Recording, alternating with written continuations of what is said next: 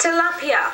It's become a regular part of the Belizean diet, but 15 years ago no one even knew what that fish was.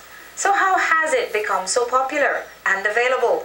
Seems that the fish is everywhere, and though it is not as tasty as Belize's diverse stock of indigenous fish, it is cheap. But is the aggressive and durable fish killing off Belize's freshwater fish stocks, including crana, bay snook, botassi, and the exotic checkered pufferfish? Well, that's what a new study is trying to find out. Jacqueline Godwin went looking for answers today. Since the tilapia was first detected in the waters of the Crooked Tree Lagoon, it has aggressively multiplied, and today the fish can be found in about 20% of Belize's watersheds. When I was here in 1993, tilapia was just beginning to get its traction here. At that time, Crooked Tree Lagoon had just begun to see an abundance of tilapia that they weren't sure what to do with because they were accustomed to their traditional Belize fish. Peter Esselman is an aquatic ecologist who spent 3 years studying tilapia in Belize. To me, it seems like fishermen actually really like tilapia in many cases.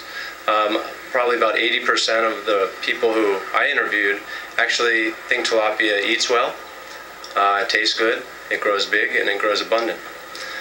So the common opinion that I was able to discern through 40 interviews was that tilapia is actually has a good, favorable opinion amongst fishermen. The bad news is that the aggressive nature of the fish makes it a threat to the health of our inland rivers and other marine life. Esselman explains. It's been shown in many other places where tilapia have been introduced for 50 years or 60 years that over time, what's a good thing actually can become too much of a good thing. So the tilapias may become too abundant. And tilapias are not a fish that it eats a lot of other fishes. Tilapia is a fish that likes to eat plants, it likes to eat leaves, it likes to eat mud in the water. But because it feeds on those basic resources that there's a lot of, they also get to be very abundant. So you get more tilapia in the system than maybe another type of species, and that's actually the type of effect that they may have on the systems here, is that they become very abundant, and because of that, because they're eating and then they're going to the bathroom in the water, they're actually creating a situation where there's more nutrients, there's more fertilizer in the water, and so it can change the fundamental amount of food, where the food is located. And when I say food, I'm talking about the basis of the whole ecosystem is the plants that grow. Esselman's research does not focus on specific impacts, but he comments on some opinions of fishermen. That they've seen reduction in crana, and in some cases fishermen have reported reductions in some of the tuba species. And also on 2 occasions, they've suggested that the tilapia may be interbreeding with the native fishes. So you might get a crana that has tilapia characteristics because they mated. Or someone else said maybe the bay snook might be doing that.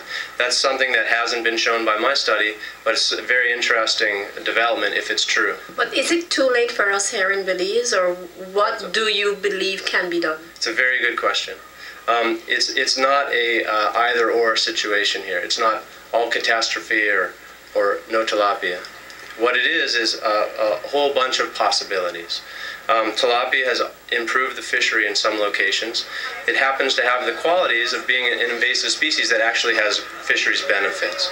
And so in places like Crooked Tree, where tilapia has exploded, in places like Agua Caliente Lagoon in the south, places where tilapia does really well, it can actually, I believe, a good activity would be to enhance the economic benefit of those fisheries for the people who live there.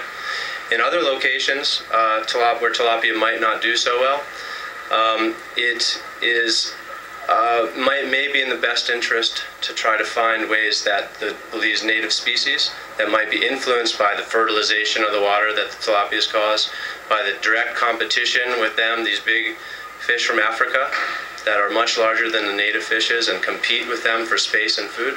It may be in the best interest to try to find ways to keep tilapia levels low.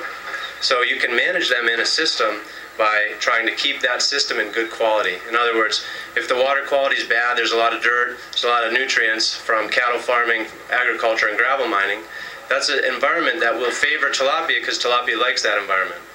So in some rivers, in some lagoons, to leave them in their natural state with a good predator-based tarpon, snooks, barracudas in the coastal lagoons, that's a situation that could help control tilapia, and also to try to leave the river with abundant native fishes to compete with the tilapia. So just because tilapia is everywhere, it doesn't exempt aquaculture growers from being careful about managing their outlets from their ponds, nor does it exempt aquaculture planners from finding the areas that are far away from the flood zone in which to raise the fish.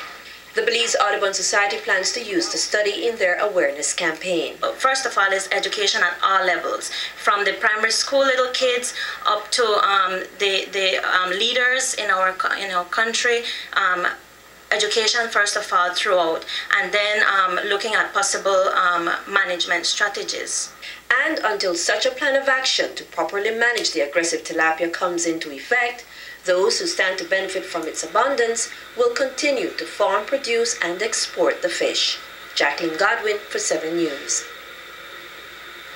Tilapia is being harvested across Belize rural north as part of the Area Representatives Program.